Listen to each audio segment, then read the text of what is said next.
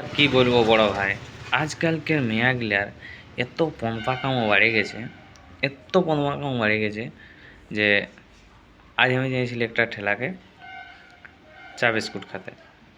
তো দেখছি তিনটা মেয়ে এলো, মাধ্যমিক দেবে। তিনটা মেয়ে এলো, আজ বলছে দাদা তিনটে সিগারেট দাও। ঠিক আছে, আমি বলি হয়তো ওদের বয়ফ্রেন্ডের জন্য নিয়ে যাচ্ছে, কিন্তু দেখি না, ওরা কিছু দূর যায় করে তিন লোকে আরামে টানছে। তো এরপর ভাবা যায় মানে কি হারে পদপাকামো হয়েছে মেয়েগুলোর।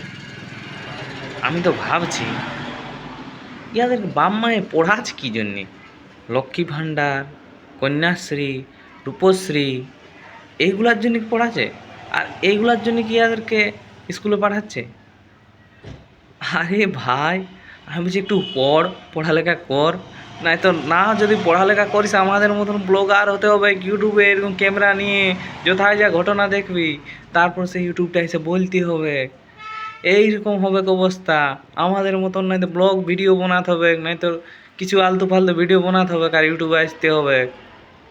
পড়, পড় বলছি পড়, মেয়েদেরকে বলছি পড়। ছেলেদের তো এমনিতেই কপাল গেছে, হ্যাঁ, ছেলেদের আর কপাল নাই। মেয়ার পেছানে ঘুরিয়ে ঘুরিয়ে ছেলেগুলা জহন্নামে চলে গেছে। হ্যাঁ, এটাই হচ্ছে এখন আমাদের রাজ্যে অবস্থা।